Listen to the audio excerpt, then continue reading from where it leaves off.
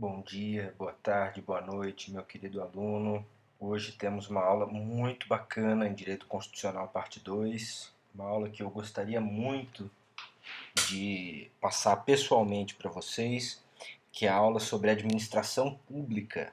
Uma matéria muito bacana, eu diria que talvez das matérias do direito que eu mais gosto. Eu espero que vocês gostem também. Uma matéria muito, muito importante. Na aula de hoje, nós vamos ver apenas alguns fundamentos da administração pública, porque, é claro, não podemos dar spoiler para a matéria de direito administrativo. Então, vocês vão ter um ano só para estudar mais a fundo a administração pública, e tudo que nós vamos fazer aqui nessa aula é estabelecer um paralelo com a administração, já que a administração pública é regulada a nível constitucional.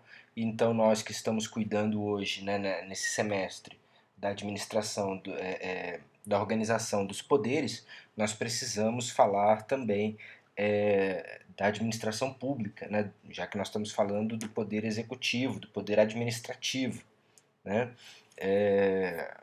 A administração pública ela é muito próxima, sim, do poder executivo, tá? Mas nós temos que lembrar que a nível, né, de atividades atípicas, o poder legislativo e o poder judiciário também exercem atipicamente atividades de natureza administrativa, né? Então, o legislativo precisa contratar, precisa fazer concurso público, o judiciário precisa fazer licitação para compra de materiais, enfim. Tá? Então, eles também, né, os outros dois poderes, o legislativo e o judiciário, de forma atípica, também realizam atividades de natureza administrativa. Tá? Vamos lá, então. Matéria muito legal hoje, vamos para frente. Bom, gente, então quando nós falamos da administração pública a nível constitucional, nós estamos falando do artigo 37 em diante. O artigo 37, que é um artigo extremamente importante. A administração pública na Constituição vai do artigo 37 ao artigo 43. Dê uma lidinha, por favor. Se não de tudo, pelo menos do artigo 37 e 39. Eu diria que são os dois mais importantes. Mas preferencialmente de tudo, né? Você, aluno de constitucional, você tem que ter lido a Constituição inteira, pelo menos, né? Pelo menos uma vez. Então, se você puder fazer isso, se você puder dar uma lida na Constituição, nesses artigos, né, nesses 6 artigos, do 37 ao 43, vai ser ótimo. Um artigo muito importante, que é o artigo 37, que regula, então, a nível constitucional, a administração pública. Nós precisamos entender o que significa administração pública. Tá? Então nós podemos falar numa administração pública em sentido amplo, em sentido lato. Né? Quando nós falamos isso, nós queremos dizer que a administração pública engloba órgãos do governo, do próprio governo, ou seja, aqueles que exercem função política, tá? Ou seja, voltados para a ação governamental, programas, projetos de ação do governo e desenvolvimento de políticas públicas, tá? Além disso, nós estamos falando também de órgãos e de pessoas jurídicas que exercem função de natureza eminentemente administrativa, ou seja, fiel cumprimento da lei, tá? Fiel cumprimento da lei. Ok? Então, quando a gente fala em administração pública em sentido amplo, em sentido lato, nós estamos falando das pessoas jurídicas, vamos começar de baixo, né? Das pessoas jurídicas que exercem atividades apenas eminentemente administrativas, ou seja, atividades voltadas para a mera execução da lei, e além disso, órgãos do governo que deem um papel político, né, nas suas competências, que são voltados para ação, para posturas de ação, né, do governo, programas, projetos de ação, planos de ação, tá? Desenvolvimento de políticas públicas, ou seja, toda a parte de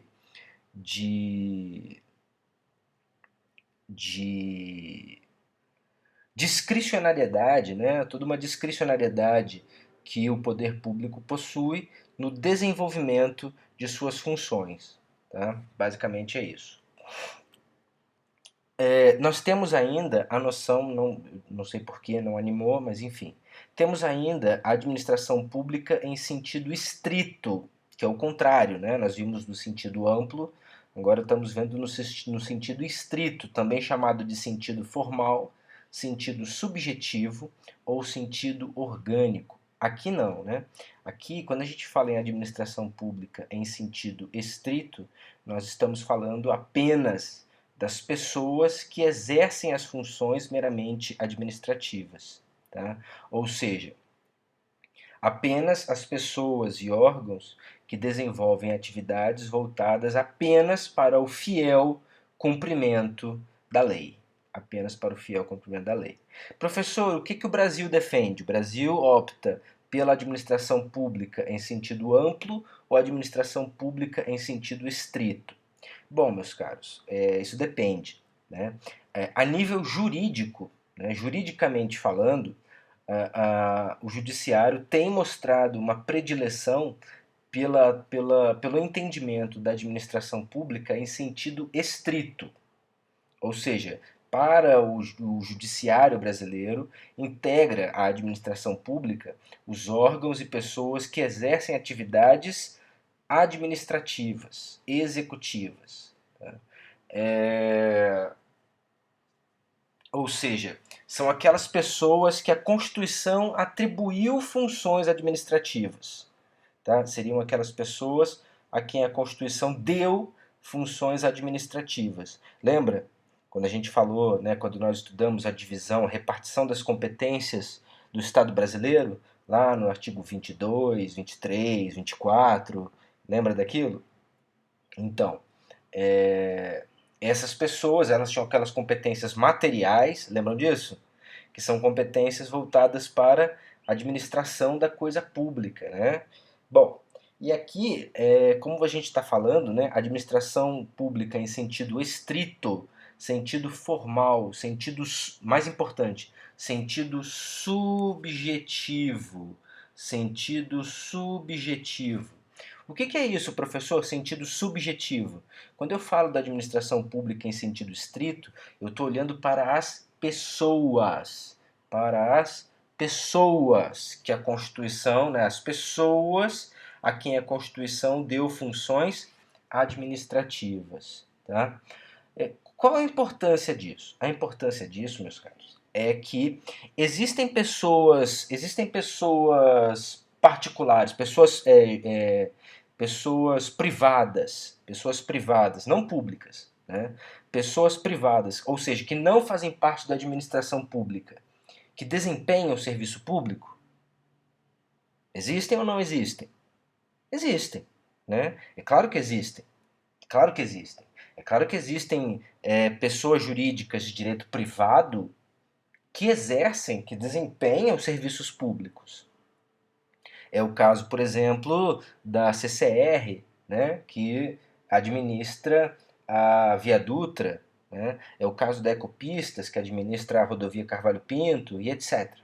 É o caso da Bandeirantes Energia, que administra, né, o serviço de distribuição de energia elétrica, enfim. Então, existem pessoas particulares, pessoas de direito privado que desempenham o serviço público? Sim, sim. Agora, de acordo com a administração pública, com o entendimento da administração pública em sentido estrito, essas pessoas jurídicas de direito privado integram a administração pública? Não. Não. Por quê? Porque por mais que eles exerçam atividades públicas, eles não constam no rol de pessoas mencionadas pela Constituição. Não constam no rol de pessoas mencionadas pela Constituição, ainda que eles exerçam serviços públicos. Tá?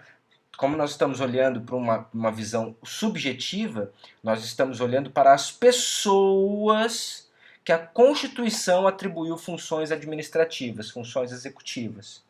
Tá? Então, quem são essas pessoas? São 8. né? Nós vamos ver depois, né? 4 que integram a administração pública direta, 4 que integram a administração pública indireta. Tá? Calma, não se preocupe com isso. O que eu preciso que você entenda agora é que integram a administração apenas e exclusivamente as pessoas que a Constituição, para quem a Constituição estabeleceu funções executivas. Tá? Então, os particulares, ainda que prestem serviço público, estão fora, né? Estão fora do conceito de administração pública. Tá? Bom, e aí temos por fim a administração pública em sentido material, agora em sentido objetivo, né, ou em sentido funcional. A administração pública em sentido material não olha mais para a pessoa, agora olha para a atividade. Né? Entende então que integra a administração pública todas as pessoas que exercem qualquer tipo de atividade pública.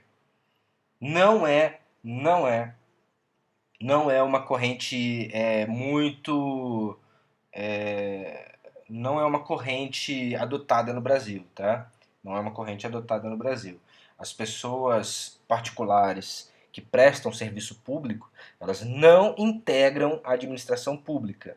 Elas têm algumas responsabilidades decorrentes da sua prestação de serviço público, sim, tem, mas elas não fazem parte da administração pública, tá? Então, essa concepção de uma administração pública em sentido material, ou seja, qualquer um que preste, desempenhe qualquer tipo de atividade considerada própria da administração pública, integra a estrutura da administração pública, isso não é aceito no Brasil. Tá? Eu coloquei apenas para fins didáticos. Tá? Agora, quais são as atividades próprias da administração pública? Quais são as atividades próprias da função administrativa? Então, eu coloquei aqui para você. Então, o que a administração pública foi criada para fazer? Tá? Então, a administração pública foi criada para prestar serviço público. O que é serviço público, meus caros? Serviço público é algum tipo de prestação material que se reveste, na forma de benefício, remunerado ou não, pelo particular, né, pela sociedade. Então, exemplo, serviços públicos.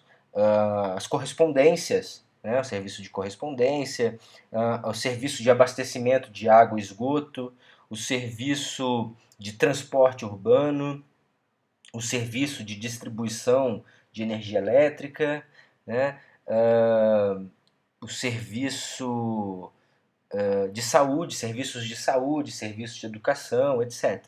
Então, existem vários serviços, várias atividades que são consideradas serviços públicos. Nada mais são do que prestações materiais que se revestem na forma de benefício para a sociedade, mediante remuneração ou não. Né? Mediante remuneração ou não. Bom, temos ainda a polícia administrativa, o serviço de polícia administrativa. Nós já chegamos a falar sobre isso na nossa aula de segurança pública. Né? O que é a polícia administrativa?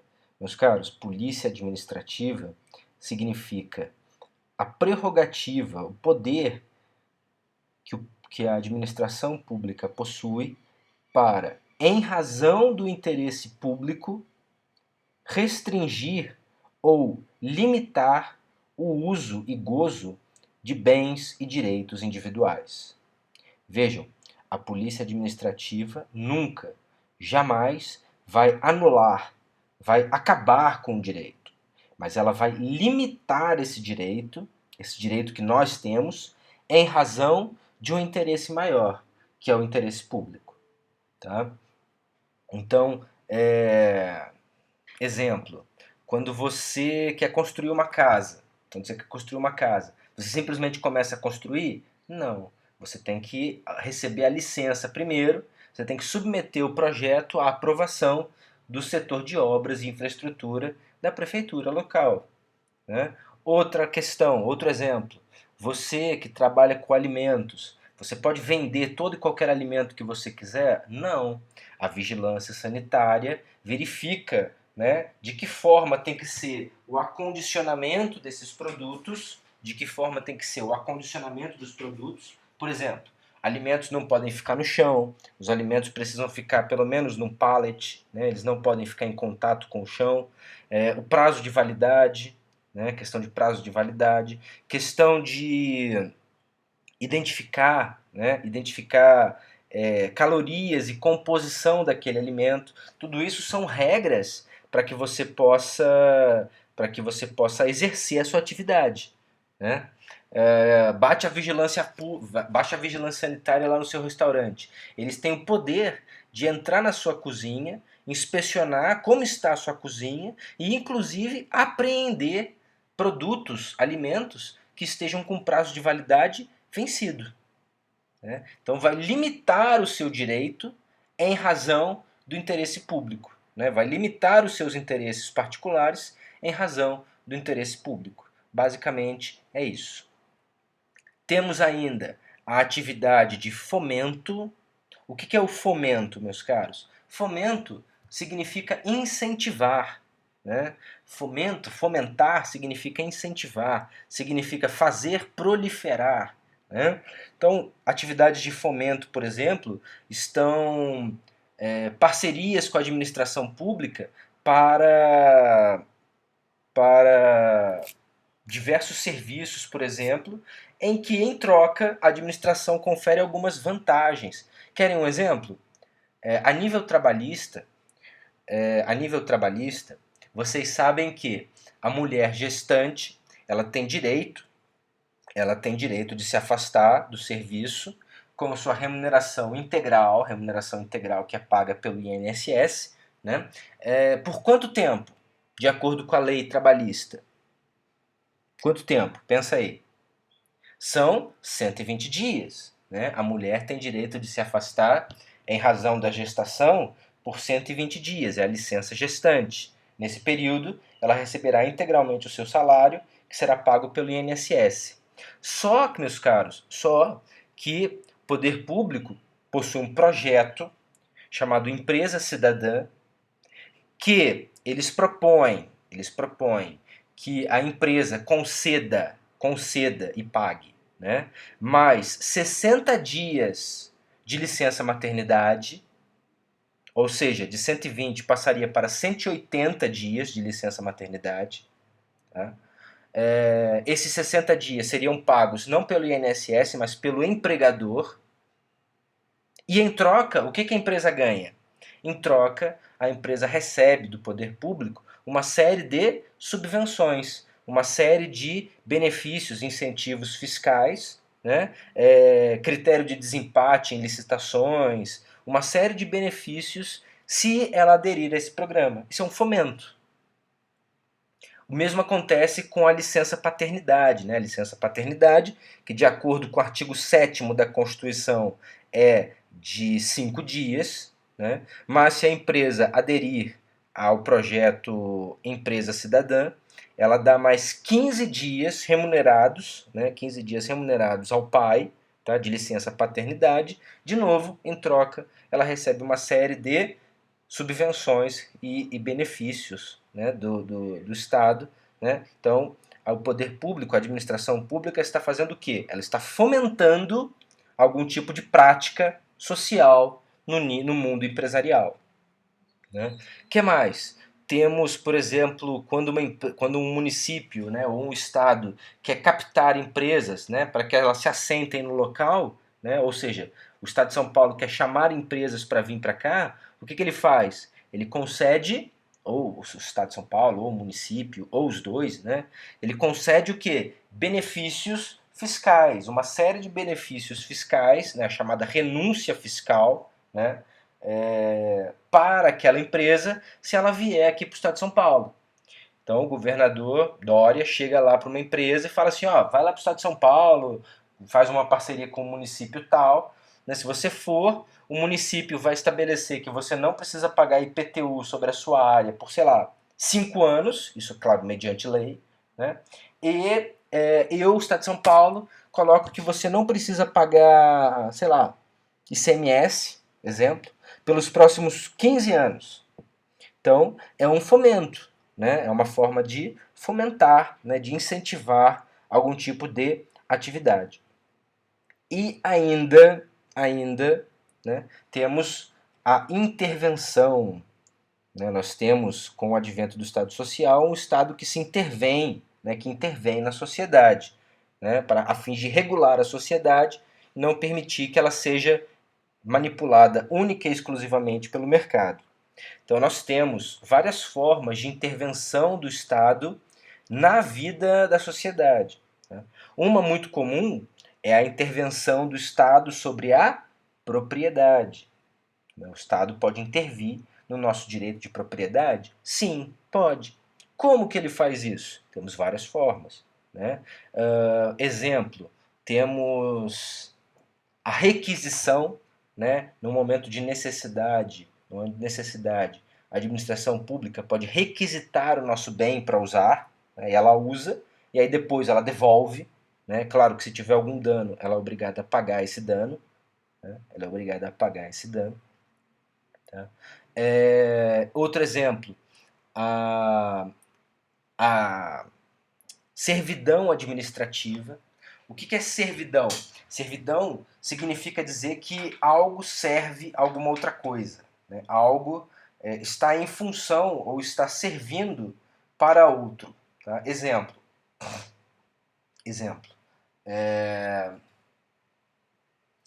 Vou dar um exemplo para vocês. É o seguinte, vamos entender aqui. Ó. Vamos entender. De frente para a rua, tem um imóvel. Tá? Então tem um imóvel de frente para a rua, imaginem aí. Atrás desse imóvel que está de frente para a rua, tem outro imóvel. Então atrás, né, desse imóvel que está de frente para a rua, tem outro imóvel, que é o meu. Esse meu imóvel não tem saída para a rua.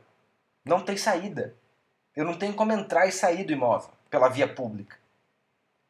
Existe um mecanismo lá no direito civil, vocês vão ver quando vocês chegarem lá em direito das coisas, que é a servidão. Eu consigo fazer com que o imóvel que está de frente para a rua sirva o meu imóvel. De que forma? Ele vai ceder uma parte do imóvel mínima para fazer uma passarela ou alguma coisa, né, um caminho pelo qual eu possa o quê? Pelo qual eu possa do meu imóvel acessar a via pública e vice-versa.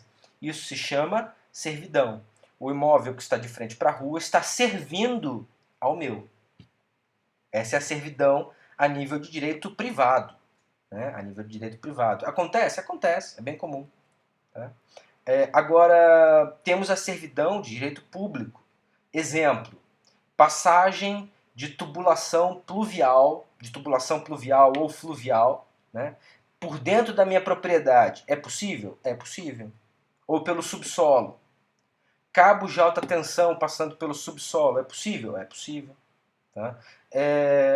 Outro exemplo, propriedades grandes. E aí você já viu que tem um sítio, por exemplo, e lá no meio do sítio tem uma torre de alta tensão? Ué, é uma servidão, né? É uma servidão.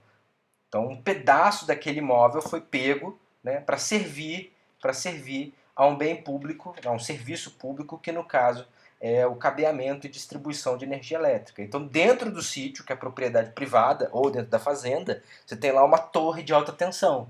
É possível? Sim. Ou até um exemplo mais simples, né? Aqui em Taubaté não é muito comum, mas em algumas cidades é bem comum que o nome da rua, né, a placa contendo o nome da rua, está dentro de uma casa.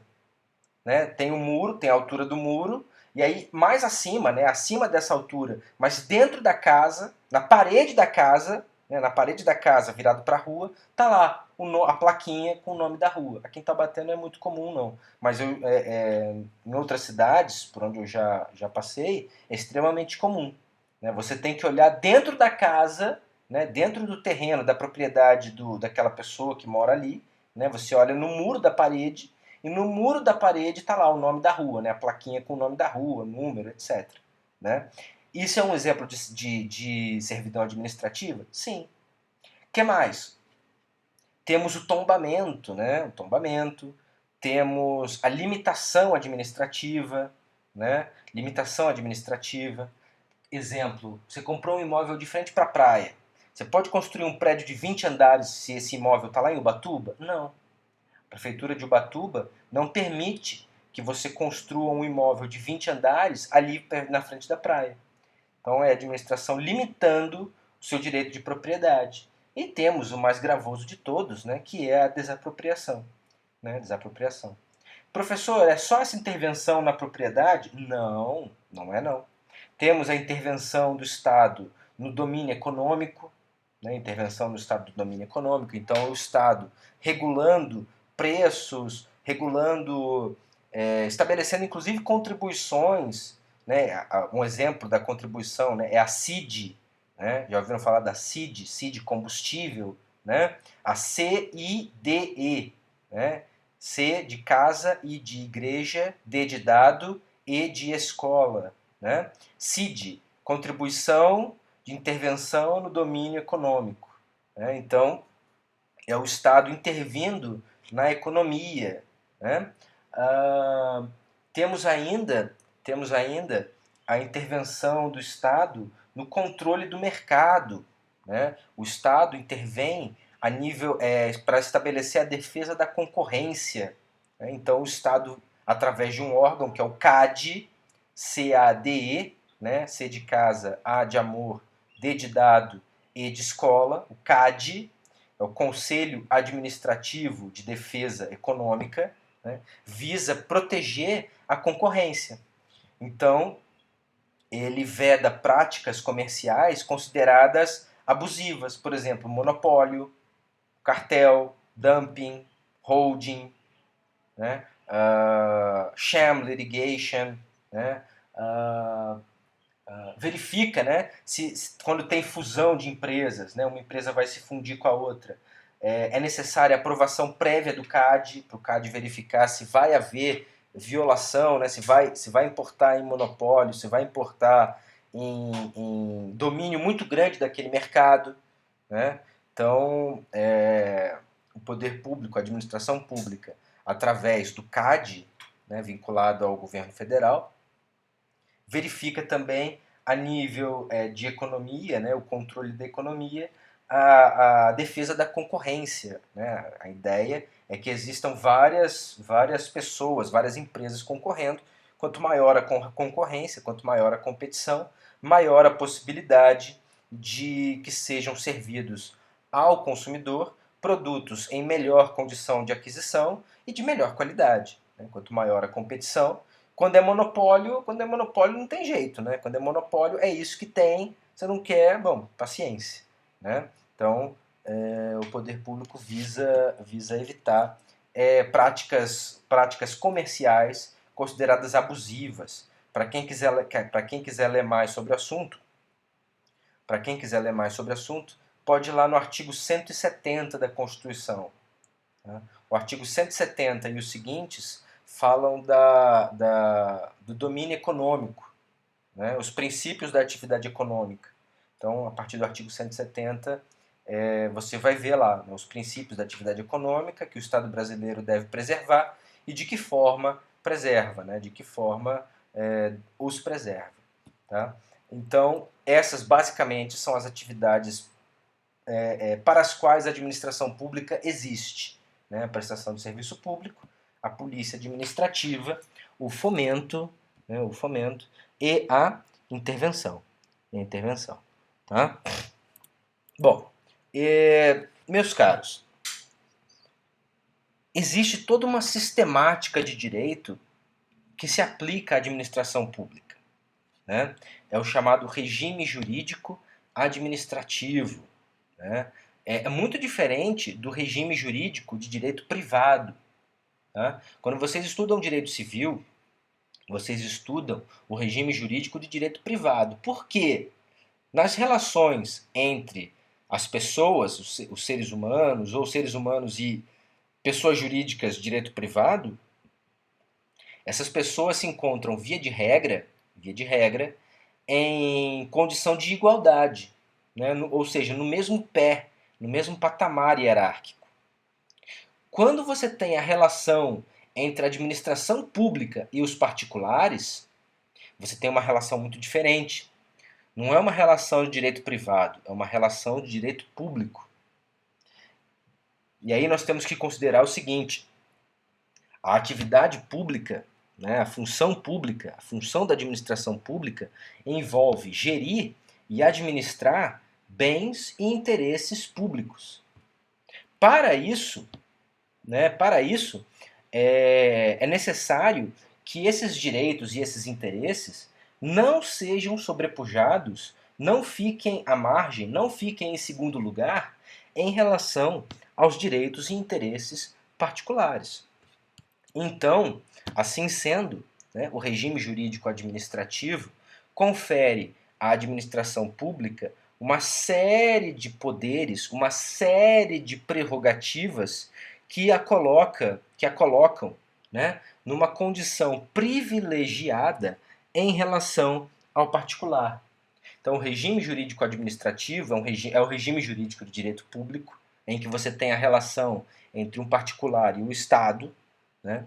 E que fornecem à administração pública uma série de poderes, uma série de prerrogativas, né, a fim de que ela possa eficientemente, da melhor forma possível, proteger, né, e atingir os seus fins, que são justamente, né, a boa gestão, a boa administração dos interesses e dos bens públicos. Tudo bem?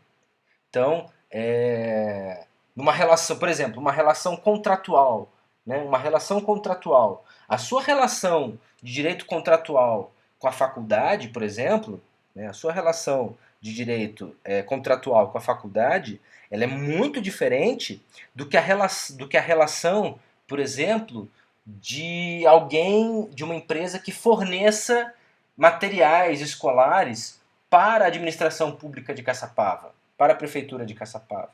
O contrato é diferente, professor. O regime do contrato é muito diferente. Muito, muito diferente.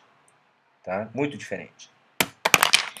O contrato, a relação contratual, por exemplo, né, com a administração pública, possui uma série de... é desequilibrado em favor da administração pública. São as chamadas cláusulas exorbitantes. Né, exorbitantes. Fora do normal, fora de órbita. Né? Por que elas têm esse nome? Porque são cláusulas que concedem benefícios adicionais à administração pública frente ao particular. Exemplo. Se eu contrato com a TV por assinatura ou com a sua internet, você não pagou esse mês. O que acontece? Eles cortam. Né? Eles têm o direito de cortar? Têm o direito de cortar. Eles podem até não cortar, mas eles têm o direito de cortar.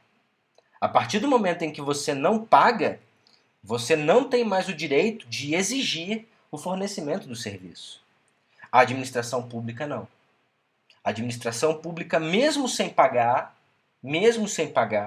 ela tem o direito de continuar exigindo a prestação de serviço. Nossa, professor, sério? É sério. É sério. Tá? Então, nossa, a administração, a prefeitura de Caçapava, por exemplo, não pagou as merendas. A empresa que fornece tem que continuar fornecendo mesmo sem receber? Sim, é isso mesmo. É isso aí. Nossa, mas é para sempre? Não, também não. Né? O prazo são 3 meses. 3 meses. O prazo estabelecido em lei são de 3 meses. Então, por 3 meses, a empresa que fornece as merendas é obrigada a fornecer sem receber isso. E depois? Não, depois sim, passados esses 3 meses, se a administração não regularizar a sua situação, aí sim, somente aí ela poderá interromper o serviço. E aliás, dependendo do serviço, nem assim ela poderá suspender. Mesmo com a administração em atraso, ela não poderá suspender. É o caso de serviços essenciais, como os de saúde. Né? Exemplo. Um hospital da iniciativa, um hospital público. O hospital público, ele precisa de energia, que é fornecida por uma concessionária de serviço público, que é uma empresa particular, como a Bandeirantes, por exemplo.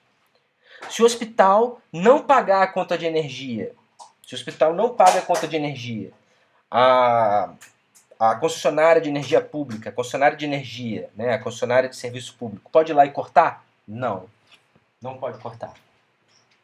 Isso já está estabelecido, né, já está bem consolidado, né, na jurisprudência dos tribunais superiores. Né? Se a atividade é considerada essencial, imagina, vai desligar os respiradores, as pessoas vão morrer.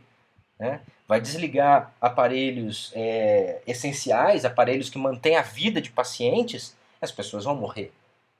Né? Então, mesmo em alguns serviços considerados essenciais, mesmo com a administração pública inadimplente, a concessionária é obrigada a continuar fornecendo. E aí vê como é que vai acertar, não sei, tá? Faz um acordo, enfim. Tá? Mas não pode parar de fornecer. Nossa, professor, então por que as pessoas querem fazer contrato? Por que as pessoas querem tanto entrar em licitação? Por que as pessoas querem tanto fazer contrato com a administração pública? A administração pública ela tem poderes, né? Ela pode até atrasar pagamentos, etc. Mas quando ela paga bem. Ela paga bem. Tá? Então, é por isso que a licitação exige tantos documentos das empresas. Tem que comprovar que tem estrutura financeira. Por quê? Porque eles podem ficar sem receber. E aí, eles vão quebrar? Tem que mostrar que, né, para fazer a licitação, tem que mostrar que a empresa possui envergadura financeira para bancar. Provavelmente ficar 2, 3, 4 meses sem receber. Por isso que exige tantos documentos. Né? Por isso que exige um faturamento líquido, né, ou bruto, de tantos milhões. Né? Por isso que a administração estabelece tantas exigências, para certificar que aquela empresa tem envergadura para suportar um contrato com a administração pública. Tá? Bom, é claro que esses direitos, essas prerrogativas que a administração pública tem, elas não são sobrenaturais. Né? Nós vivemos num Estado de Direito, né, um Estado em que o poder estatal é dominado, é controlado, né, pelo direito. Então, todos os poderes, todas as prerrogativas que a administração pública goza devem ser estabelecidas em lei. E aí, em lei, eu digo Constituição ou na lei mesmo, né? Lei stricto sensu. Tá? Bom, e aí nós temos, meus caros, né, nesse nosso crash course, né, nesse nosso curso de hoje, um curso resumo, né, uma introdução à administração pública a nível constitucional. Nós temos os grandes princípios do direito administrativo. Tá? Temos os dois maiores, eu diria que são os dois grandes pilares do direito administrativo, né, que são a indisponibilidade do interesse público e a prevalência do interesse público sobre o interesse particular. Meus caros, nós vimos agora que a função da administração pública, que é o nosso tema do dia, né, a função da administração pública é administrar, é gerenciar bens e interesses públicos. Esses interesses, meus caros, são da sociedade. Esses bens são da sociedade. Né? Esses bens são nossos. A praça é nossa, por assim dizer. Né? Não precisam rir, eu sei que a piada foi péssima. Mas os bens públicos, a rua é nossa, o parque é nosso, as florestas são nossas. Não são da administração pública. A administração pública apenas administra. Tá? A administração pública, então, ela gere bens e interesses que não são dela. Se esses bens e interesses não são dela, então ela não tem poderes para abrir mão. Como é que ela vai abrir mão do interesse público se ela não é a titular do interesse público? Ela simplesmente faz a administração, a gestão, só isso. O interesse público, os bens públicos são nossos. Né? As ruas, os mares, as praias, os rios, são do Estado brasileiro, que o Estado brasileiro somos nós. Né? Nós somos o Estado brasileiro. Né? A administração pública apenas administra esses bens, que, por não serem dela, né, fazem com que ela não tenha possibilidade de dispor. Ela não pode abrir mão de algo que não é dela. Né? E o segundo grande princípio é a prevalência do interesse público sobre o interesse particular. Né? Então é o segundo grande princípio da administração pública. Né? Meus caros, muitas vezes, o interesse público bate de frente com interesses particulares. Né? Muitas vezes, quando o Estado intervém na economia, muitas vezes, quando o Estado intervém na propriedade privada, ele bate de frente com o seu direito particular, com o seu interesse particular. Mas, toda vez que o interesse público se chocar, se colidir com o direito particular, com o interesse particular, qual prevalecerá? O público. Tá? Então, toda vez que o interesse público se chocar com o interesse particular, prevalecerá, ou deve prevalecer, o interesse público. Deve prevalecer o interesse público. Tá? Aliás, né, temos uma distinção de interesses públicos, que é o chamado interesse público primário e o interesse público secundário. Tá? O que é o interesse público primário? O interesse público primário é o interesse público propriamente dito. Tá? É ele mesmo.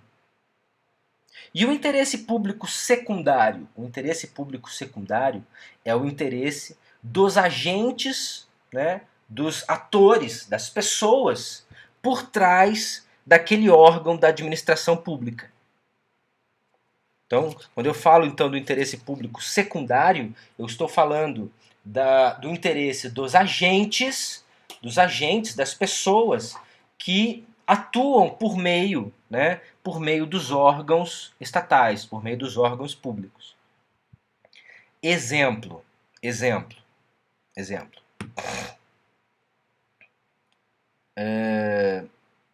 O poder público, a administração pública de Caçapava, a prefeitura de Caçapava, dá um exemplo. A prefeitura de Caçapava tem uma dívida comigo. Ela me deve 10 mil reais. Oh, quem dera. O que manda o interesse público primário? O interesse público primário manda que a administração pague os seus débitos. Manda que a administração pública de Caçapava pague, honre os seus compromissos, inclusive o meu. Né? Inclusive aquele que ela tem comigo. Qual é o interesse público secundário? Nesse caso, estamos falando da administração pública da prefeitura caçapavense. Qual é o interesse público do prefeito? É não pagar. Ele não quer pagar. Né? O interesse público secundário, então, é o interesse dos agentes que operam a organização, a administração pública. Tá? Então, o interesse público secundário, que é o interesse público, nesse caso do prefeito, é não pagar. Mas, de novo, havendo conflito de interesses entre o interesse público primário e o interesse público secundário, sempre prevalecerá ou deve prevalecer o interesse público primário. Sempre. Tá? Deve prevalecer. Meus caros, vocês vão ver que esses princípios, apesar de serem os pilares dos princípios da administração pública, não estão na Constituição, eles não estão escritos na Constituição, e nem em lei nenhuma, tá? Esses grandes princípios, esses dois supraprincípios, eu diria que são supraprincípios do direito administrativo, né, da administração pública, eles são uma decorrência do regime jurídico administrativo ao qual a administração pública está sujeita. Tá? Então, não estão escritos, são princípios implícitos, eles não são explícitos, eles não estão escritos nem na Constituição e nem em lei nenhuma, eles são uma decorrência do regime jurídico administrativo ao qual a administração pública se sujeita. Professor, mas nós temos princípios da administração pública que estão escritos, princípios explícitos? Ah, claro que sim, são a maioria, né, aliás. Né? Na Constituição, nós vamos examinar apenas os princípios constitucionais, apesar de existirem vários outros. Tá? Como o nosso foco é em direito constitucional, nós vamos examinar os princípios constitucionais da Constituição, que estão lá no artigo 37 caput, né? Constituição Federal, lá no artigo 37 caput, estabelece para nós, então, os princípios constitucionais da administração pública. Tá? Então, se você pegar para fazer a leitura do artigo 37 caput, você vai ver o quê?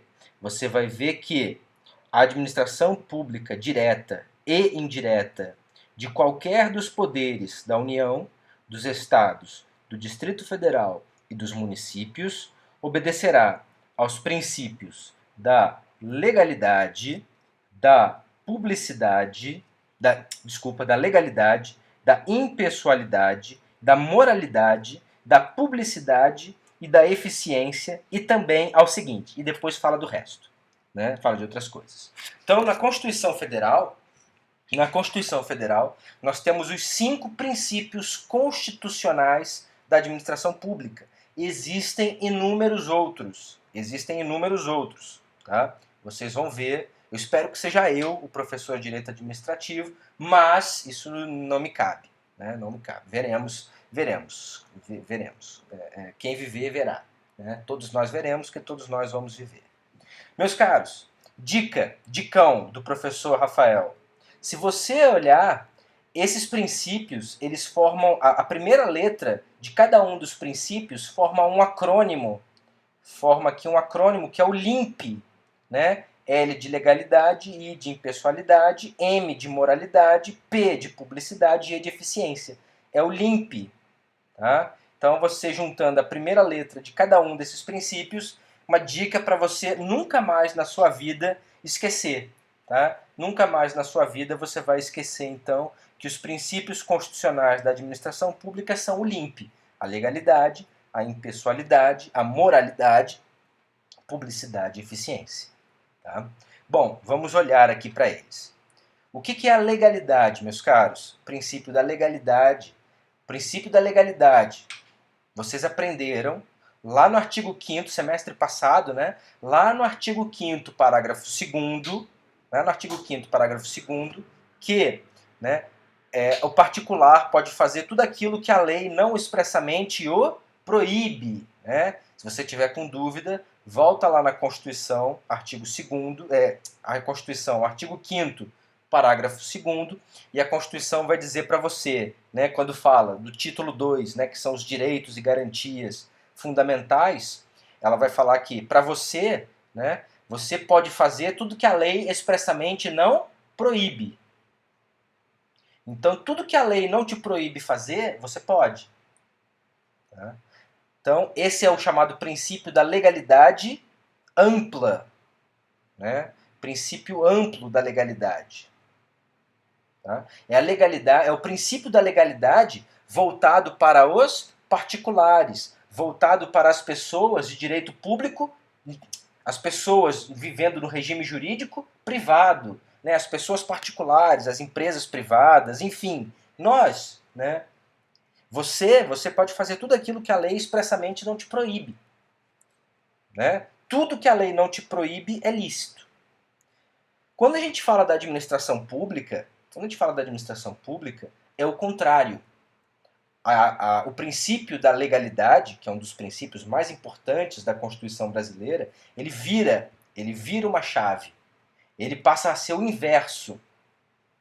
Então, para você, a legalidade permite que você faça tudo que a lei não te proíba. Para a administração pública, a legalidade torce o olho. Para a administração pública, a legalidade diz o quê? Que a administração pública só pode fazer aquilo que a lei expressamente lhe permite. Então, a administração pública só pode atuar no estrito limite legal. Ou seja, se a lei não lhe permite, ele não pode fazer. É o contrário da gente, né? É o contrário de nós.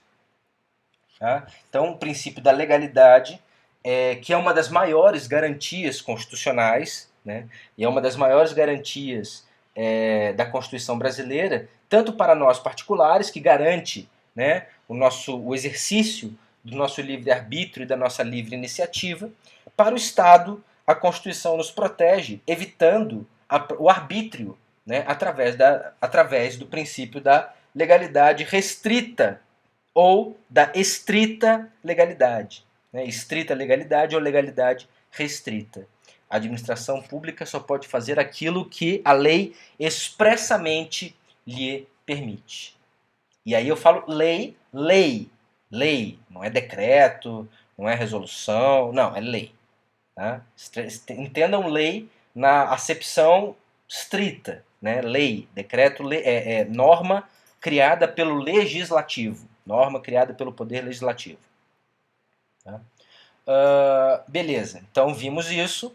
Depois temos o segundo princípio, que é o princípio da impessoalidade. Princípio da impessoalidade. O princípio da impessoalidade, assim como a legalidade, tem dois vieses. Né? A legalidade tem um viés para o particular e um viés para o poder público. A impessoalidade tem dois vieses diferentes. Um voltado para nós e o outro voltado para a administração. A impessoalidade, o princípio da impessoalidade, manda o seguinte: em primeiro lugar, estabelece que a administração pública não pode estabelecer nenhum tipo de distinção no tratamento dos jurisdicionados, no tratamento dos cidadãos, das pessoas.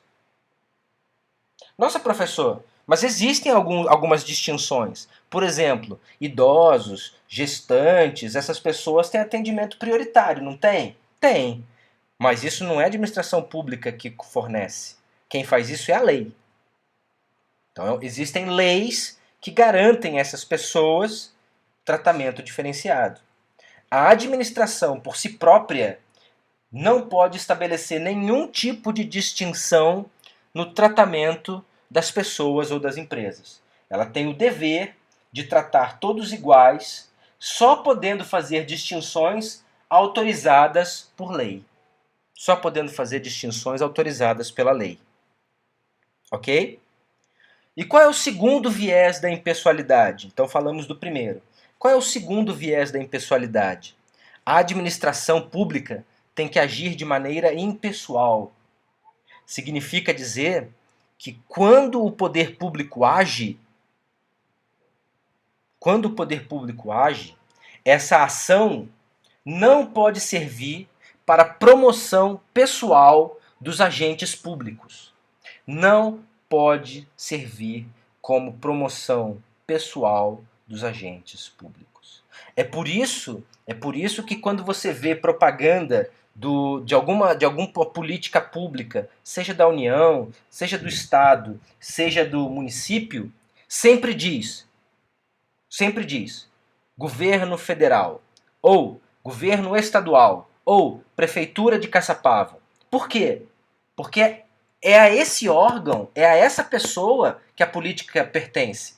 Não pertence ao prefeito fulano de tal. Não pertence ao governador Dória. Não pertence ao Bolsonaro. Não pode dizer assim, essa é uma iniciativa do presidente da República Jair Bolsonaro. Não, não pode. Seria uma violação ao princípio da impessoalidade. Essa é uma iniciativa do governo federal. Pronto. É isso. Por quê? As políticas não podem servir como... Tá lá no artigo 37, parágrafo 2º, né? Vamos lá pra gente ver. Ó. Vou sair aqui rapidinho. No artigo 37, parágrafo 2º. Ou é parágrafo 2º? Deixa eu ver aqui, só um segundinho. Um segundinho.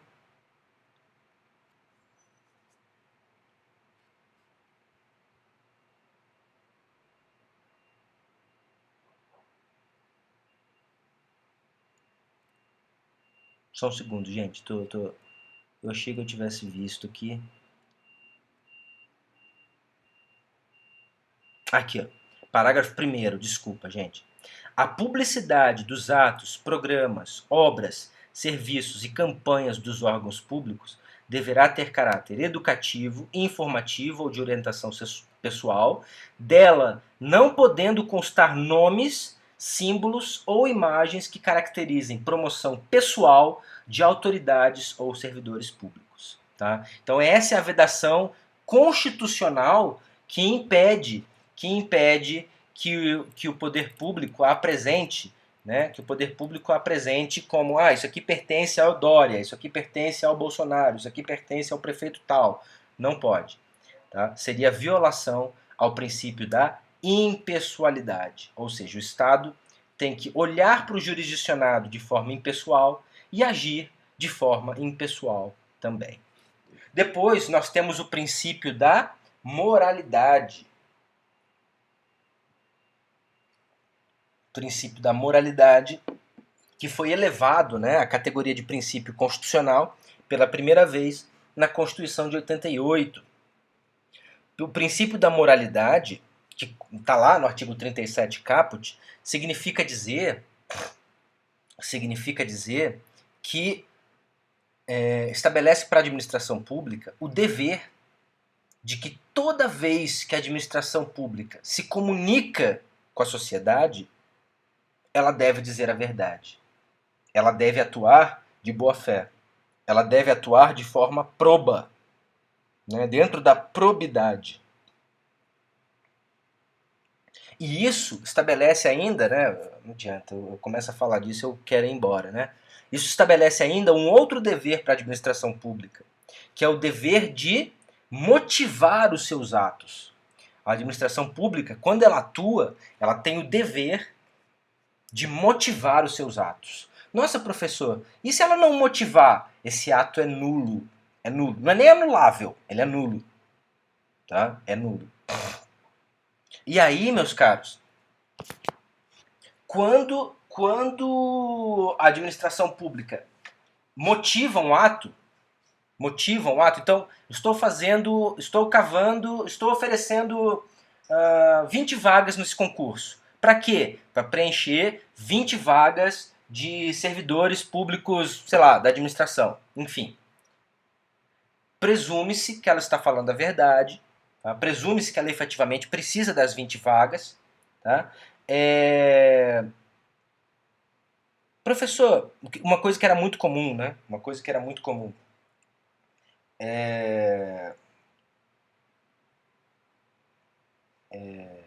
Abrir um edital, abrir um concurso, e a administração colocava lá 300 vagas, de 300 vagas.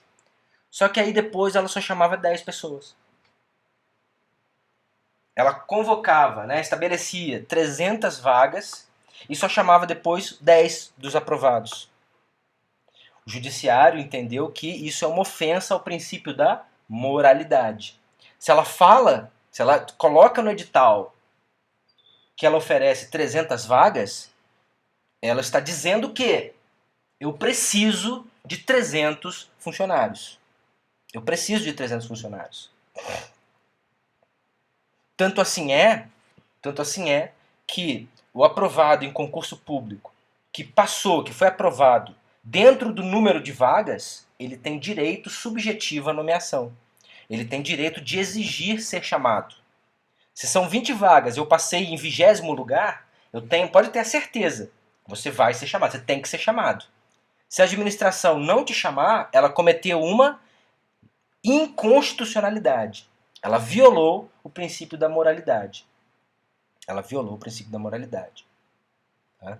A motivação, depois disso, né? Então a moralidade, o princípio da moralidade, estabelece, por exemplo, a obrigação para o poder público motivar os seus atos. Ou seja, ele explica por que ele está praticando. E aí, esse motivo ele é vinculante. Né? A prática do ato fica vinculada à sua existência. Por quê? Para que depois a gente não possa verificar, né? Para que depois a gente consiga verificar se houve o quê? Desvio de finalidade.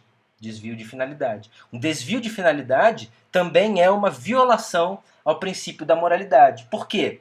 Porque a administração praticou um ato dizendo que era para tal fim. e atendeu a um fim diverso, opa, desvio de finalidade.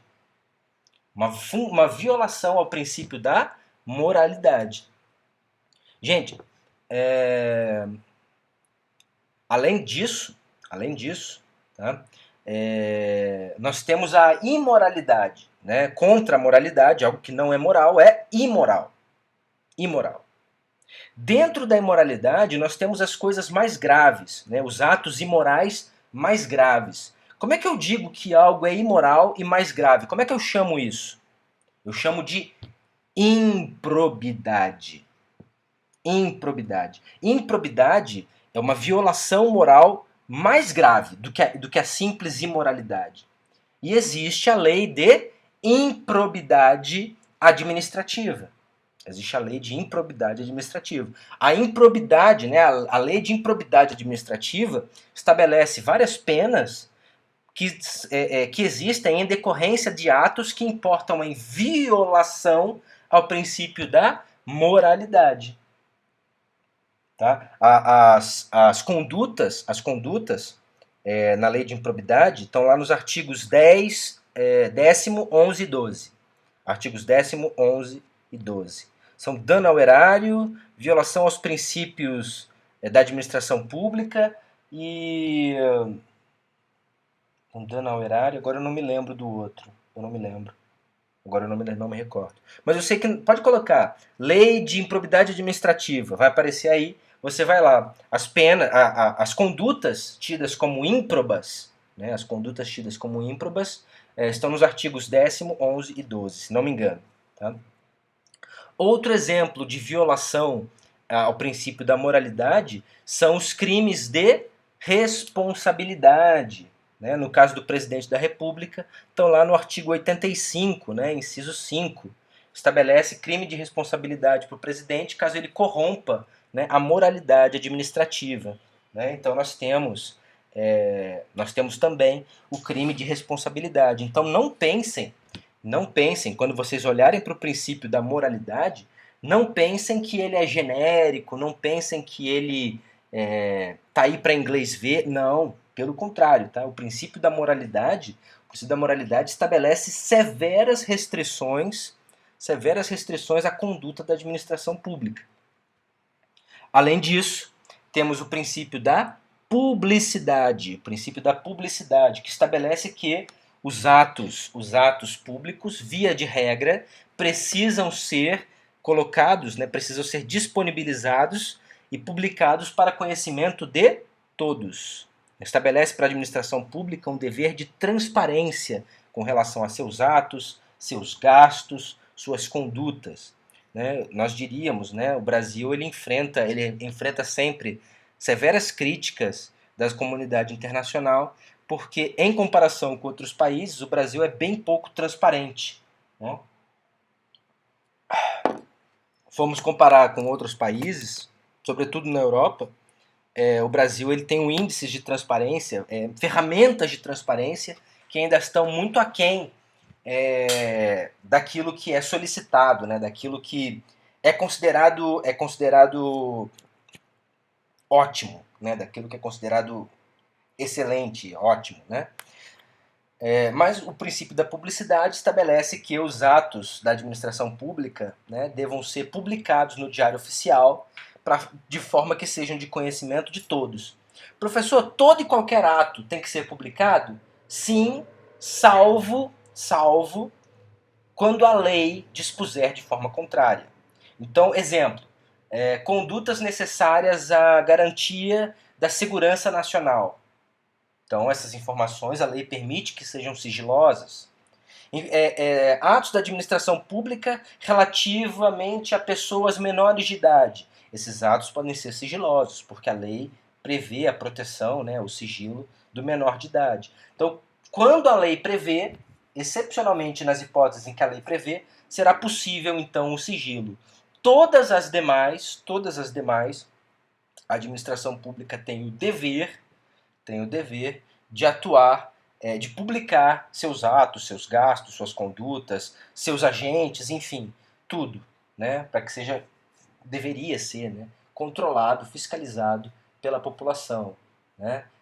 Benjamin Franklin, um dos pais da independência dos Estados Unidos, já dizia que o homem público deve se considerar patrimônio do povo, né? Eu acho que nós ainda estamos muito distantes de ter aqui essa ideia. Mas, enfim, é uma obrigação constitucional.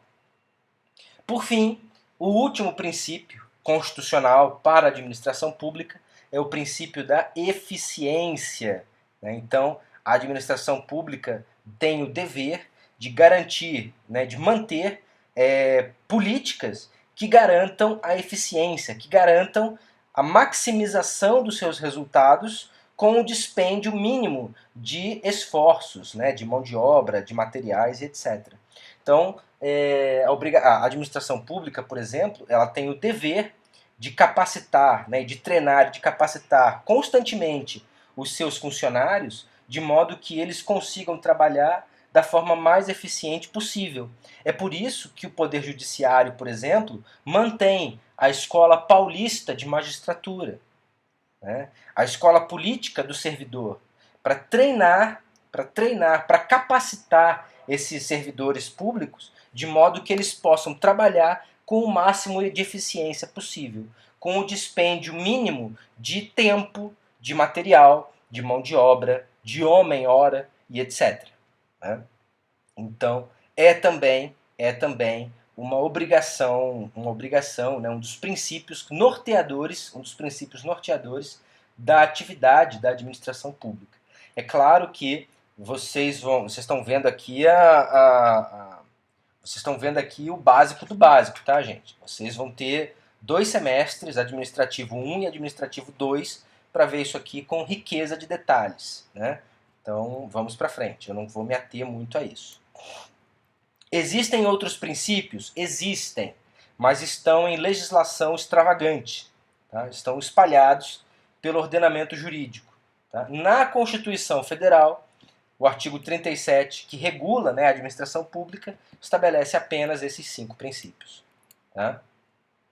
Bom, meus caros, o artigo 37 caput fala da administração pública direta e indireta.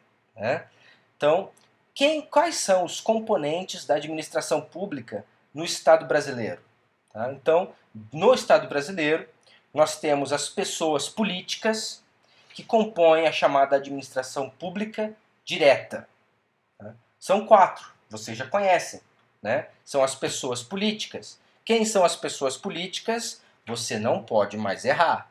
Olha que o tio Rafael arranca os cabelos aqui em casa, né, na casa dele, se ele souber que algum aluno de Constitucional 2 não sabe quem são as pessoas políticas. Né? São os entes federativos, né? Os entes federativos, a União, os estados, o Distrito Federal e os municípios. Então, essas são, né, União, Estado, Distrito Federal e municípios, essas são as pessoas políticas, são os entes federativos.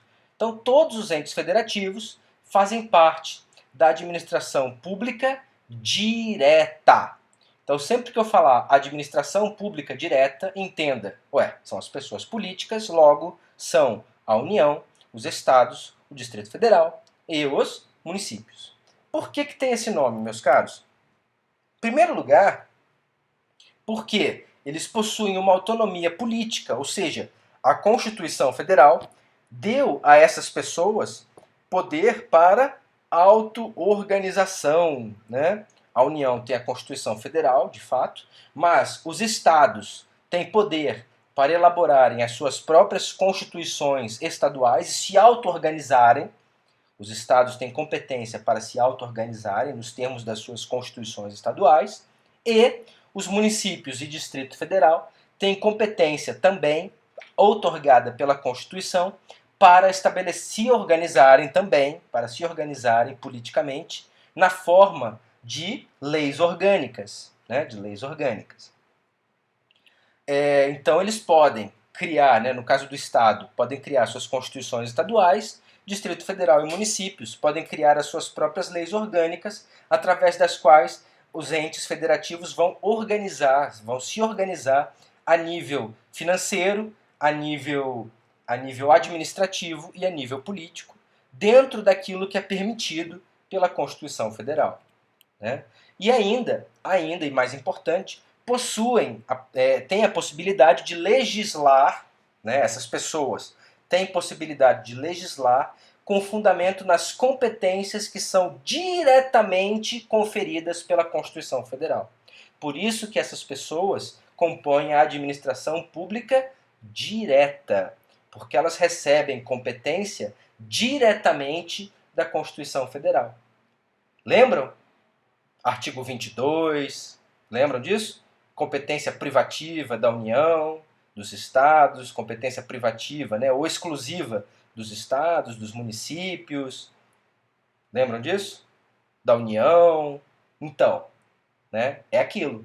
Tá? É aquilo. Se você não se lembra, reveja. Foi uma aula muito difícil. Talvez diria que foi uma das mais difíceis desse curso, desse semestre. Tá? Uma das mais difíceis desse semestre. Mas é uma aula extremamente importante. Você tem que ter aquilo lá na sua cabeça. Tá? Você tem que ter aquilo lá na sua cabeça. É claro que você não precisa decorar quais são as competências exclusivas, as competências privativas, mas você tem que entender quais são as competências comuns, competências privativas, competências exclusivas, competências concorrentes. Você tem que saber o que é isso. Tá? Isso você precisa saber, você precisa ter na sua cabeça. Tá? Isso está intrinsecamente ligado com a nossa aula de hoje. Tá? Então, basicamente, é isso. Ainda, né, tem as pessoas que compõem a administração pública indireta. São 4 também. Né? São 4 também. Que são as autarquias, as fundações de direito público, as empresas públicas e as sociedades de economia mista. Então, essas 4 são integrantes também da administração pública, mas essas são parte da administração pública indireta. Tá? Indireta. O que são autarquias? Vamos lá, vamos ver cada uma rapidamente. Tá? Rapidamente. O que são autarquias? Autarquias, meus caros, são pessoas, elas têm personalidade jurídica própria, aliás, as 4 têm, né? Então, são pessoas jurídicas de direito público que são criadas especificamente para a execução, para o desenvolvimento de atividades que são principalmente consideradas de serviço público, de natureza pública. Tá? Então, as autarquias, elas são criadas para desempenhar exclusivamente, tá, atividades que são consideradas atividades públicas. Então, exemplo, falei do CAD, né, o Conselho Administrativo de Defesa Econômica. Né, é uma autarquia. É uma autarquia. Tá? Falei de alguma outra, agora, bom, enfim, não me lembro. Mas aquelas que regulam também o mercado, né, e as atividades. Por exemplo, Agência Nacional de Águas, Agência Nacional de Transportes Terrestres, né? Que mais? Agência de Aviação Civil, né? A ANAC, Agência Nacional de Aviação Civil, né? Enfim, essas reguladoras também são autarquias, tá? Então, o município pode ter autarquia? Pode. O Estado pode ter autarquia? Pode também. Tá? Pode também. O Distrito Federal pode ter autarquia? Pode. E a União também. Tá? Então, essas pessoas administrativas, esses entes da administração pública indireta, podem ser criados por quaisquer das pessoas políticas. Quaisquer das pessoas políticas. Então, as 4 pessoas políticas podem criar esses 4 componentes da administração pública indireta. Tá? Então, vimos autarquia. O que é a fundação de direito público? Vocês já viram lá no Código Civil o que é a fundação do direito privado. Né? Então, a fundação nada mais é, né, do que uma universalidade de bens, a qual é conferida personalidade jurídica. Né? Só que, no caso, a fundação de direito público é formada de um patrimônio público. Então, a universalidade de bens, né, a universitas bonorum, vocês viram isso, né, em direito civil, que compõe a fundação do direito público, na verdade, nós estamos falando de bens públicos, né? Uma fundação de direito público, por exemplo, é o PROCON. O PROCON é uma fundação de direito público, então é uma pessoa jurídica que é criada através da destinação de um determinado conjunto de patrimônio público destinada a uma determinada função. Existe o PROCON federal? Existe. Então existe uma fundação de direito público chamada PROCON, vinculada à União, tá? E existe o PROCON, por exemplo, no município de Caçapava. Então o município de Caçapava também tem uma fundação de direito público vinculada ao PROCON. Tá? Depois temos as empresas públicas e sociedades de economia mista. Vamos lá. O que é empresa pública, meus caros? O que é empresa pública? A empresa pública é uma pessoa jurídica, é considerada, né, pode ser considerada uma sociedade empresária, tá? Uma sociedade pode ser empresária ou não, tá?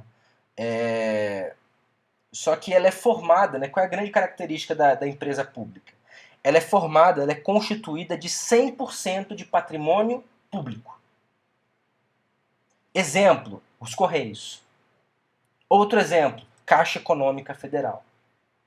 Então são empresas públicas, são pessoas jurídicas que são criadas com 100% de material, de recursos públicos. Tá? Elas podem ter qualquer tipo de denominação, elas podem se organizar por qualquer tipo de denominação societária que elas quiserem. Pode ser uma sociedade anônima? Pode. Pode ser uma sociedade limitada? Pode. Pode ser uma sociedade comum? Pode. Pode. Tá? Então, ela pode ter qualquer denominação societária que ela quiser. Ao contrário da sociedade de economia mista. A sociedade de economia mista, de novo, é um outro ente da administração pública indireta, mas, diferentemente da empresa pública, ela é composta não só de patrimônio público. Então a sociedade de economia mista não é formada de 100% de dinheiro público. Ela também é composta ela também aceita patrimônio capital particular. Ela também aceita patrimônio particular. Então ela mescla patrimônio público e patrimônio particular. Exemplo, Petrobras. Exemplo, Banco do Brasil. Então você tem dentro delas dinheiro público, né, e dinheiro particular. A sociedade de economia mista, ao contrário da empresa pública, ela deve possuir apenas uma denominação societária. Então a sociedade de economia mista exclusivamente, só pode se constituir sob a forma de SA, somente sobre a forma de sociedade anônima. Essa é uma exigência legal. Tá? É uma exigência. Então, vou fazer uma sociedade de economia mista. Obrigatoriamente, vai ter que ser uma sociedade anônima. Vocês sabem que a sociedade anônima, o patrimônio da sociedade anônima é integralizado e dividido em ações que são colocadas na Bolsa de Valores. Né? Qual é a grande característica da sociedade de economia mista? Apesar de conjugar patrimônio público e capital privado, o domínio societário sempre vai ser público. Então, de quem vai ser o capital majoritário da sociedade de economia mista? Sempre vai ser do poder público. A iniciativa privada pode botar, sei lá, 49,99999% do capital. A administração pública tem que ter o quê? Tem que ter, no mínimo, metade mais um. Então, 50,0001% tem que ser da administração pública. Tem que ser público. A administração pública sempre tem que ter o capital majoritário da sociedade de economia mista. Sempre. Tá? Sempre. Uma coisa importante.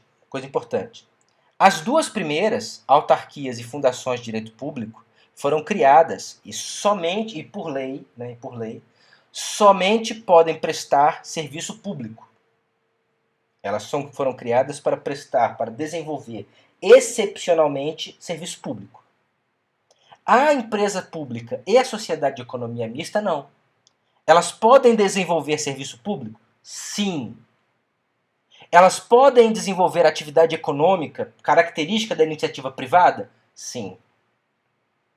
Para quem quiser ler mais, vão no artigo 173, 173 da Constituição. Tá? 173 da Constituição. Nós também vamos falar sobre ele, tá? Na nossa aula de ordem econômica. Tá? Nós também vamos falar sobre ele. Então, no artigo 173, estabelece que em situações excepcionais e de interesse nacional, tá? Questões de interesse nacional, as empresas públicas e sociedades de economia mista poderão desenvolver atividades econômicas. E a atividade econômica, a nossa Constituição coloca que é algo para iniciativa privada. Né? Iniciativa privada. O Estado foi feito para prestar serviço público. Salvo nessas situações, artigo 173, que sejam consideradas relevantes para o interesse nacional. Exemplo, exploração do petróleo. Né? Então você tem uma sociedade de economia mista, que no caso é a Petrobras, que está desenvolvendo uma atividade econômica, mas uma atividade econômica que é considerada como um imperativo de segurança e soberania nacional, tá? Por algum motivo. Por algum motivo. Tá? Então, você tem então uma sociedade de economia mista que está desenvolvendo atividade econômica. Outro exemplo é a Caixa Econômica Federal, né? Que também é uma instituição financeira, que é uma atividade característica do setor privado, né? Do setor privado, tá? Bom, no caso é uma empresa pública, né? Caixa Econômica, no caso, é uma empresa pública, e o Banco do Brasil, que no caso é uma economia mista, uma sociedade de economia mista. Gente, qual a grande diferença das pessoas da administração pública direta para indireta? Em primeiro lugar, as pessoas, enrolou a língua. As pessoas da administração pública indireta não possuem competência para legislar. Elas possuem competência exclusivamente executiva. Ou seja, elas podem apenas seguir e obedecer à lei. É só. Tá? Elas possuem competências meramente administrativas. Tá? Elas são criadas, todas as quatro, são criadas pelas pessoas políticas por meio de lei, sempre, lei. Município de Caçapava quer criar uma autarquia, quer criar uma empresa pública, é lei. O Estado de São Paulo quer criar uma sociedade de economia mista, uma fundação de direito público, ele vai precisar de lei. Tá? Então, somente lei pode criar ou extinguir, né? Criar ou extinguir as pessoas da administração pública indireta. Tá? E uma coisa interessante, né? Essas pessoas políticas, essas pessoas da administração pública indireta, elas possuem o poder de auto-administração. Ou seja, as pessoas jurídicas da administração pública indireta, elas não são vinculadas, elas não são hierarquicamente subordinadas à pessoa jurídica que as criou, à pessoa política que as criou. Tá? Elas têm poder para se auto-organizarem e tudo que a pessoa política criadora, né, tudo que a pessoa política que a criou pode fazer é estabelecer um controle finalístico. Um controle finalístico. Ou seja, a pessoa jurídica, né, a pessoa política que criou a autarquia ou criou a sociedade de economia mista ou a empresa pública, simplesmente vai verificar se aquela pessoa, aquele ente da administração pública indireta está ou não cumprindo, né, o papel, desempenhando as funções para a qual foi criada. É isso. Tudo bem? É isso. E quem fiscaliza, né? Quem fiscaliza? Bom, enfim, todo mundo fiscaliza, né? O Ministério Público fiscaliza, tem uma parte do Ministério Público que cuida do patrimônio público, né? Então, até acho que a Patrícia é vinculada a alguma coisa nesse sentido, tá? O Judiciário fiscaliza, o Legislativo fiscaliza, a própria administração pública fiscaliza, enfim, tá? Vamos falar sobre isso mais para frente. Tá? Então, elas não são hierarquicamente subordinadas à pessoa política que os criou. né? A pessoa política que os criou vai estabelecer um mero controle administrativo, também chamado de tutela, que é um controle de finalidade. Tá? Vai verificar se aquela pessoa da administração pública indireta está cumprindo o fim, está atingindo o fim para qual ela foi criada. É isso. Ela não é hierarquicamente subordinada. Tá? E possuem, importantíssimo, possuem personalidades jurídicas próprias, ou seja, não se confundem com as pessoas políticas que os criou. Uma autarquia federal não se confunde com a União. Uma autarquia, uma fundação de direito público do Estado de São Paulo não se confunde com o Estado de São Paulo. O Estado de São Paulo possui uma personalidade jurídica própria e a fundação do direito público por ele criada vai possuir outra. Tudo bem? Bom, e aí temos, né, só para a gente entender, já caminhando para o final, né, já caminhando para o fim, infelizmente, né, eu ficaria o ano inteiro falando sobre isso.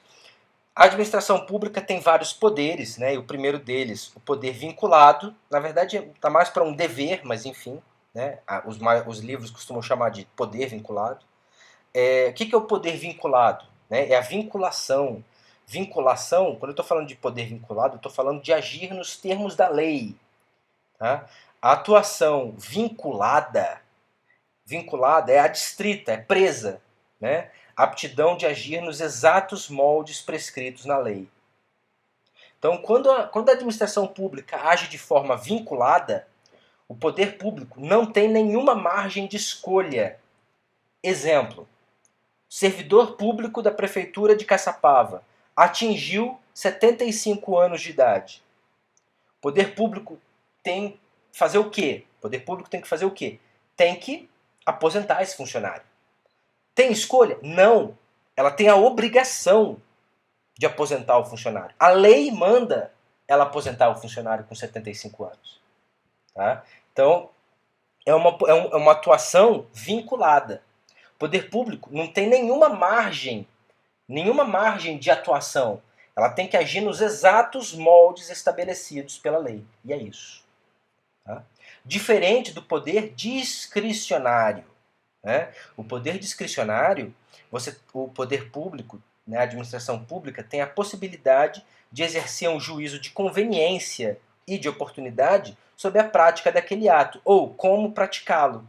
Né? É claro que a lei ela dá então uma margem de liberdade, né? A lei dá uma margem de liberdade para o poder público, para a administração pública, para que ela exerça um juízo de conveniência. Não significa arbitrariedade, claro, né, desde que se obedeça aos limites estabelecidos pela lei. Esse juízo de conveniência e de oportunidade, meus caros, é o chamado mérito administrativo. Esse é o mérito administrativo. Exemplo: o município de Caçapava está com um orçamento livre. Ele tem duas opções. Ele pode construir uma escola ou pode construir um posto de saúde. Qual ele vai construir? Ele é obrigado a construir um dos dois? Não. A lei manda ele construir um ou outro? Não. A lei deixa ele disponível para que ele estabeleça um juízo de conveniência e oportunidade para que ele construa o que ele achar melhor, o que ele achar que convém naquele momento. O judiciário pode mandar nesse juízo administrativo, nesse mérito administrativo? Não.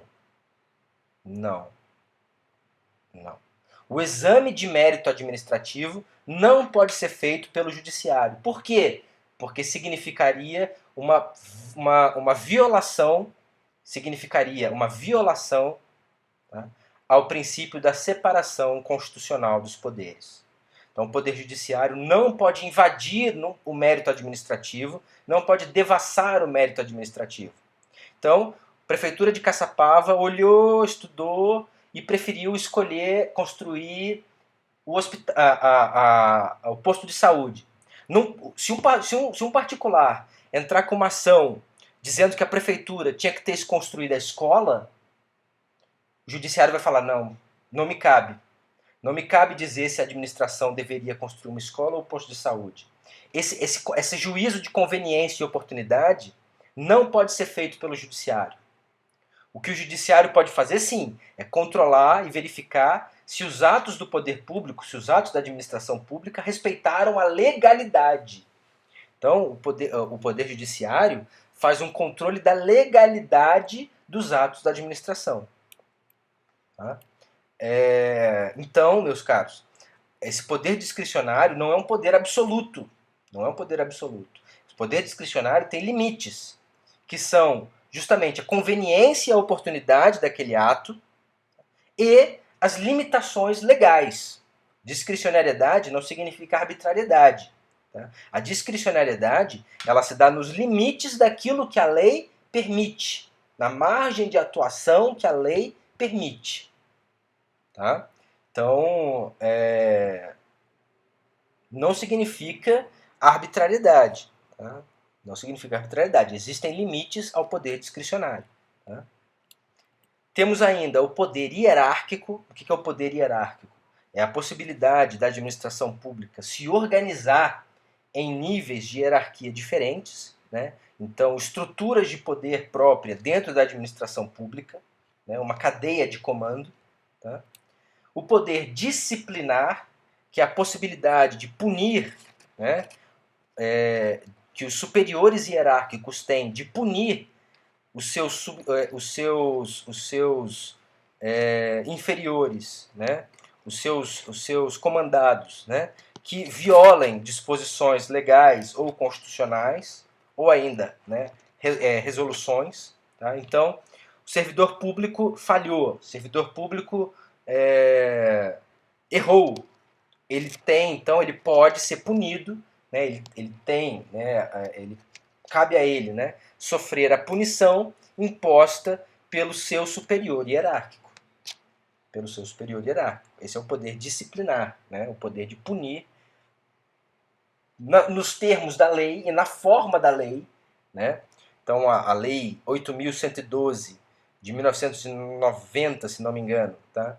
Que regula o serviço público a nível federal, e a Lei 8987, que fala do processo administrativo a nível federal, estabelecem de que formas se desenrolam, né, o processo administrativo. Questão da sindicância, como é que tem que ser sindicância, enfim, quais são as penas cabíveis, tudo isso. Né? O poder regulamentar, que nós estudamos na aula passada, né, meus caros? Vocês lembram? Né? O poder regulamentar, que é o poder que o executivo tem para, mediante decretos, né, especificar, estabelecer, né, a forma de cumprimento das leis, né, o poder regulamentar, que é uma prerrogativa do poder executivo para, mediante decreto, regular e estabelecer como a lei será cumprida. Nós falamos sobre isso na aula passada, vocês estudaram, tenho certeza. Né? O poder de polícia, né? Segura aí, Silvio, fica calmo. O poder de polícia, que nós já falamos lá na frente, né? Que é a aptidão que a administração pública tem para, em atenção ao interesse público, limitar e restringir direitos e garantir direitos e interesses individuais. Né? Falamos sobre isso lá no início da aula. Né? Temos ainda um poder muito importante, que é o poder de autotutela. A autotutela, né? Então, a administração pública ela tem o poder de corrigir os seus próprios atos. Tá? Quando ela identifica algum erro, ou quando aquele ato não é mais conveniente ou oportuno, no caso de um ato discricionário, a administração pública ela tem poder para revogar ou anular os seus próprios atos, né, quando ela bem quiser, quando ela identificar algum erro ou quando aquele ato discricionário não for mais conveniente ou oportuno. Ela não precisa ir para o judiciário. Ela tem poder para, por si mesma, né, anular ou caçar os seus próprios atos. Né? E aí temos, né, as hipóteses de controle da administração pública, né, pelo sistema de freios e contrapesos. Todo mundo se controla, então temos o controle pelo poder judiciário, que via de regra é um controle da legalidade dos atos da administração pública. O poder legislativo, que estabelece um controle orçamentário da administração pública, dos gastos. Né? Temos que lembrar que os tribunais de contas, né, o Tribunal de Contas da União, tribunais de contas dos estados e o Tribunal de Contas do município de São Paulo e do município do Rio de Janeiro são vinculados aos respectivos legislativos, né? Então, quem faz um controle orçamentário da administração pública é o Poder Legislativo e o próprio Poder Executivo, através da autotutela, né? O próprio Poder Executivo, através da autotutela, também pode controlar os seus próprios atos. Também pode controlar os seus próprios atos, tá bom? Meus queridos, temos aqui os crimes de responsabilidade, tá? Essa aqui é da aula passada, né? Desculpa. Isso aqui ficou. Meus queridos, eu dupliquei o slide e esqueci de excluir os anteriores. Então, meus queridos, eu terminei a aula aqui. Eu espero que vocês tenham gostado, tá? É uma matéria muito bacana, eu gosto muito, tá? Eu passei para vocês o basicão, tá? Só aquilo que tange mais próximo, né? De forma mais próxima, a Constituição Federal, tá? Não se esqueçam que vocês vão ter, provavelmente no ano que vem, vocês vão ter dois, né? Direito administrativo 1, direito administrativo 2, só para estudar isso tudo. Né, poderes da administração, deveres da administração, os controles, processo administrativo, sindicância, serviços públicos, concessão e permissão de serviço público, licitações e contratos administrativos, enfim, cláusulas exorbitantes, blá blá blá. Tá? Então, não se preocupem com isso. Minha função, cumprindo a ementa, né, da nossa disciplina, era tangenciar, né, era falar um pouco sobre isso, para que você já possa ter uma ideia, né? E eu acho que ajuda você também a entender um pouco melhor as funções do Poder Executivo, já que nós estamos falando da organização dos poderes, né? Da organização dos poderes, da organização do Estado. Tá? Muito obrigado, tá? Tenha um excelente final de semana e a gente se vê. Tá bom? Qualquer dúvida, estarei online no horário da aula e pode postar sempre no fórum. Tá? Tamo junto. Espero ver vocês em breve. É muito ruim ter aula sem os alunos, né, presentes. Eu acho muito chato. Mas é o que nós podemos fazer no momento. Tá bom? Qualquer dúvida, se quiserem material, se quiserem qualquer coisa, quiserem dicas de que material estudar, de por onde estudar, fiquem à vontade. Tá bom? Um grande abraço.